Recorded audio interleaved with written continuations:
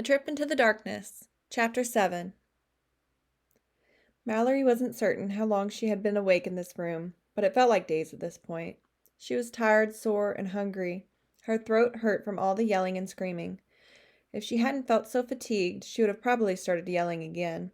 She figured the room was more than likely soundproof, but she didn't care. She felt like she needed to be doing something. She never just sat around. She didn't have time to be lazy like this. Pacing the room for hours resulted in her feet hurting and her hands shaking. She decided then to put the room back together a little bit. From the looks of it, she was going to be locked in here for a very long time, so she might as well have somewhere comfortable to sit. She had briefly thought about sitting in the empty metal chair, but decided against that. She would rather sit on the floor than in that chair that screamed of malice. Her mother used to tell her to never have an empty chair facing her while she slept, as it would welcome other beings to watch her while she slumbered. It was yet another thing she had thought was random gibberish at the time, but now she agreed with it. The energy coming from the chair was not of welcoming, happy vibes. Whoever had sat in that chair in the past had been angry and possibly evil. She wouldn't be surprised if whoever had occupied its space years ago now haunted it to this day. If the bed frame hadn't been secured to the ground, she would have dragged it away from that chair. Maybe she would take the mattress to a different part of the room. She liked that idea. Mallory thought about moving it now, but decided she didn't have the energy for it. Currently, she was sitting with her legs crossed in the middle of the bed, with her back up against the wall. Her eyes were heavy, and she thought about closing them. No harm in escaping reality for a while. She wished she could turn off the lights. It wasn't overly bright, but it was annoying and would most likely disturb her sleep. With that thought, she let her eyes close and focused on her breathing as she tried to block everything else out. The sound of the deadbolt turning shocked Mallory out of her peaceful slumber as her eyes flew open and she stood straight up on the bed. Her captor walked in, and the door quickly closed and relatched behind him. He was still as beautiful as she remembered him being, with his blonde hair, tall form, and piercing blue eyes that were locked on her. He seemed relaxed as he stood by the door watching her. Mallory's heart felt like it was trying to tear out of her chest. It was so quiet in the room, and she wondered if he could hear her racing heart and her ragged breaths. It felt like an endless amount of time passed while they stared at each other. She decided he must be waiting for her to speak or make the first move. Licking her dry lips, she contemplated all the things she could say to him or ask. The classic, "Why are you doing this? What do you want?" or "Please let me go," popped into her head. Such cliché words that never worked out for their victims. No, if a person wanted a direct answer, they needed to ask a direct question. "Are you going to torture me?" Mallory asked, and immediately felt like an idiot because, in all honesty, she wasn't certain she wanted to know the answer to that question. The Saw movie franchise popped into her head, and she felt like dry heaving and hoped that he would just kill her now versus making her live through some fucked up and twisted horror like that. "That depends on what your definition of torture is, I suppose," came his smooth answer. His voice reminded her of an archangel, blissful and terrifying. Yet another one of her mother's random gibberish popped into her head, only this one involving that angels are in fact real, but they aren't the beautiful creatures that people make them out to be. "Huh," was Mallory's only response, because really, what was she supposed to say to that? She wasn't about to confess to him what her worst-case scenario of torture would be, because then that might give him some ideas. Wouldn't that be great, she thought with sarcasm, and contemplated asking him his name. If she did that, then that would open the door to conversation, and she wasn't certain she wanted to have that with him either. All the pleas that she could spew passed through her mind. If she were to beg him, then he would likely say no or something cryptic, and she would be left feeling defeated. She didn't want to feel defeated, or like she had already lost, so instead of saying anything else, she just stood there on the bed. At least she was taller than him this way. Not like it would do her any good in the long run, but it did make her feel a hint of safety. His eyes on her made her uncomfortable and hot. It was like he could see right past her clothes and hear the ramblings that were going on in her head. She knew she was just being paranoid, but the longer they stood there, the more she wanted to run away. She kept telling herself that there was nowhere to run away to and to stay still, but she couldn't help it when her legs started to shake. "Are you nervous, Mallory?" he asked, obviously seeing her legs shaking. "Should I be nervous?" was her only response as she stared into his cold blue eyes. "Nervousness will do you no good or help you in any way."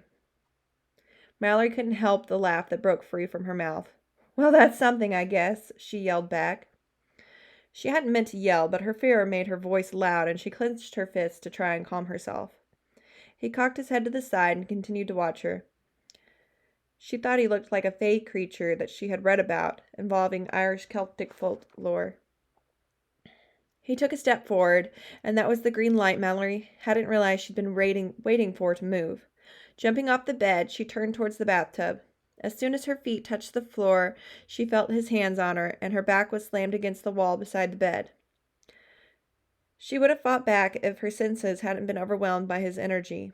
A whimper escaped her lips as she registered that his body was now pressed up against hers, and her wrists were in one of his hands above her head. His other hand he used to reach up and touch her face. He felt like nothing she had ever experienced before, and she wanted nothing more than to melt at his feet while her body consumed that energy that he was giving her, or more or less shoving at her. It was painful and blissful. Her world was spinning, and she was throbbing as he held her against the wall. "I was planning on having a civilized conversation with you, but your impatience has made me decide to go ahead and do what needs to be done," he told her as he looked down at her neck. It took Mallory a minute to register what he said, but then she felt confused as to what he was referring to. Was he going to rape her now? As she tried to remember how to talk so she could ask him, he lowered his head and kissed her. She tried to move her head away, but one of his hands shot up to hold her still. The taste of his blood in her mouth shocked her, and she choked as she swallowed the coppery substance. Before she could make sense of what was happening, his hands were on her neck, and she heard a loud pop before the world went black. Tilda. Her body was on fire, and not in a sexual way, or even in the way she felt when she was overwhelmed by too much energy. No, it was much worse, and it made her bones ache like they were breaking, while her muscles screamed like they were being roasted over an open pit of flames. Mallory thought she could hear herself scream, but she wasn't certain because of the sound of an inferno in her ears. What was happening to her? Why was she hurting like this? Was she indeed on fire? And if she was, why the fuck wasn't she dead yet? Please make it stop, she wanted to beg. Please kill me now and end this. She wasn't certain those words left her lips because she couldn't feel anything besides the endless blinding pain. On and on it raged through her body. Even her fingertips throbbed as the flames roasted her. Perhaps hell was real, and she had made it to the lowest level, which was reserved for serial killers. She wasn't certain why she would have gone to that low into damnation. It's not like she had ever killed or raped anyone. For that matter, she had never even stolen anything in her life or cheated on anyone. It was pretty messed up if this was indeed the afterlife. Finally, after what felt like a small eternity, the pain started to slowly subside and leave her. The first thing she felt were her fingers. She tapped them on the surface underneath her, and it felt smooth. The pain then drained from her limbs and finally extinguished within her core. Taking a deep breath, Mallory finally felt cool, except for the ache in her stomach and the constriction in her throat. She also noticed that her mouth throbbed in a way that was completely foreign to her. She heard a savage growl and opened her eyes to see where the sound came from, finding a dark ceiling above her. Confusion struck as she tried to remember why it looked familiar. "Welcome to Rebirth, Mallory Renee," she heard a male voice say. It sounded familiar, but she couldn't tell who it was. Sitting up, she found herself on a bed. Looking over to where the voice had come from, she saw the man who had kidnapped her. As memories resurfaced, she tried to decipher them. Everything she remembered seemed foggy, like it was nothing more than a dream. "What did you give me?" Mallory asked, and was a little stunned by the velvet sound of her voice. The drugs he had given her must have caused the intense pain she had just experienced. and all this confusion, along with the pain and ache in her stomach and mouth. She had done her fair share of illegal drugs in the past, but had never experienced anything even remotely close to this. She could hear his breathing as if he were right beside her. She could also hear a slight buzz coming from the ceiling, and she looked up to find nothing but the cameras and the light. Where was that sound coming from? "I guess you could say I give you immortality," he said as he leaned forward in the chair and rested his elbows on his knees. Mallory looked at him, feeling an overwhelming hunger hit her, and before she knew what she was doing, she was on her feet and across the room trying to tackle him. He must have seen it coming, because the next minute he had her pinned against the wall with her arms over her head and his hand wrapped around her throat. Deja vu hit while she glared at him. "You're very impulsive, aren't you?" he asked. "What's your name?" she asked in response, not caring what he thought about her. His energy pushing into her body was making her feel high and giddy. She wanted more of it. Her teeth started to throb along with the tips of her fingers, and an image of her slashing through soft flesh surfaced in her mind, making her feel a moment of confusion. "Troy," he responded, continuing to hold her up against the wall. She remembered when he had held her in this position earlier and how it had hurt. Now it felt like an intoxicating melody flowing into her body. Troy's breath picked up as he held on to her, and she wondered if he could feel her feeding on his aura.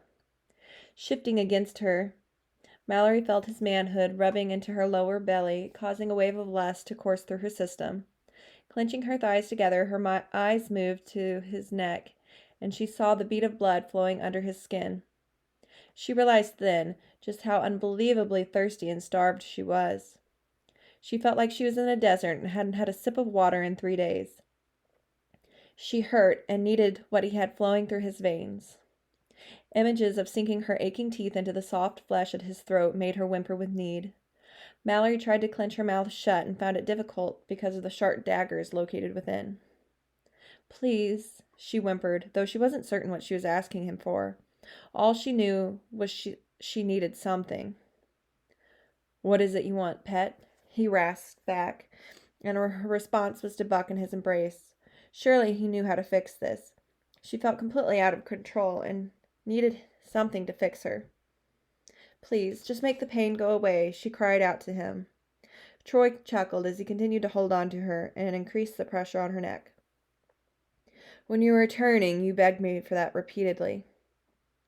So, she had been able to talk while she was burning alive with pain. Not that it mattered, but she had wondered. Moving closer, Troy brushed his lips against her cheek and then inhaled deeply.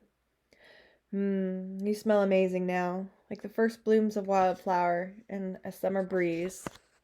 It's very intoxicating and heady," he told her while rubbing his nose against her face. Mallory didn't know what to compare his scent to, but she did know that she had to have it. His smell was overwhelming and was making her feel crazed. It was unlike anything she had ever inhaled before, and it was maddening. She pushed against the hand on her neck, wanting to sink her teeth into his flesh. Troy chuckled again before bringing his lips to hers. It was a fast kiss, which was smart on his big calf, because if he had stayed there any longer, she would have sunk her teeth into his lip. "I suppose I should feed you now," he purred against her forehead. Mallory couldn't have agreed more as she began to struggle in his embrace. With a sigh, Troy released her hands and her neck, and she launched herself at him, immediately biting the side of his throat. A wave of euphoria washed through her as she tasted and drank his hot, delicious blood. It was unlike anything she had ever dreamed of and made her feel strong and powerful. Everything else in the world slipped away from her mind as she was overwhelmed with the warm substance filling her mouth. Feasting from his neck, she felt Troy's strong arms wrap around her, and then she was being picked up. She didn't know nor care where he was taking her as long as she had his blood coursing into her mouth and body. She felt softness under her as he laid her down on the bed. Immediately opening her legs, she wrapped them around his waist and pulled him in closer to her. She needed to feel all of him inside of her, and she knew he felt the same way. He rocked his hips against her core, rubbing his hard length against her. Mallory bucked against him and moaned loudly out her nose, feeling lust and longing. She was in paradise drinking from him. If only he had gotten them both naked, he could take her. As that thought crossed her mind, she heard him say, "That's enough for now, my pet." Fear and anger were immediate. She tried to resist letting go of his neck. Pain shot through her as Troy brought his hand up to her face and rested it there. She didn't know how he did it, but she immediately released him with a hiss. She jerked away from his hand, but he simply brought it up to her neck to pin her still. Even without his blood, she felt an overwhelming need to have more of him and still wanted him inside of her. He had stopped rocking his hips against her, so Mallory took it upon herself to lift her hips to him and grind. This drew a hiss from his mouth. "It's my turn," he growled in a deep voice before lowering his head to bite her shoulder, which was exposed from her white button-up shirt. A searing pain shot through the left side of her neck and down her arm. Mallory felt herself jerk, releasing her legs from around his hips. The pain quickly faded into a somewhat pleasurable but uncomfortable pull. Bringing her hands up, she pushed at his chest with all her strength. The smell of his fresh blood filled her nose from where her claws cut into him. Kicking her legs, she tried to throw him off her, yet Troy seemed unfazed. His only response was to increase the pressure on her throat. His tight grip made it hard to breathe and brought black spots to her vision. Mallory increased her struggles, but he just lowered his body onto hers, pressing her deeper into the mattress. Grabbing his wrist with both of her hands, she tried to pry his hand away from her, but all it did was provoke a growl from him. She could feel her lips start to turn blue, and she started to lose consciousness. His grip on her throat finally eased enough to allow her to take a deep breath, and the pressure in her head receded. Finally, he released and licked the wound on her shoulder. Mallory's breaths were shallow, whereas his were ragged. Troy's hand was still around her throat, and he brought up his other hand to push the hair away from her face. With a deep grunt, he rocked his hips in between her legs. With a hiss, she tried to slam her legs shut, even though he was planted firmly in between them. When she was met with resistance to closing her legs, she began thrashing around in his grasp and tried to claw at his face. Finally, he released her neck to grab at her wrists in one hand and pin them above her head. "Get off me," she growled, even as she continued to try and fight him. "That is a very different attitude than you had 10 minutes ago," he stated as he leaned down to drag his tongue along the side of her face. Humiliation filled her as she realized just how right he was about that. While she was feeding on him, she had been dying for him to fuck her. Jesus, Stockholm Syndrome was already trying to sink in. No, that's not it, she thought, realizing what they had just done together. Oh, for fuck's sake, I'm a vampire now, aren't I?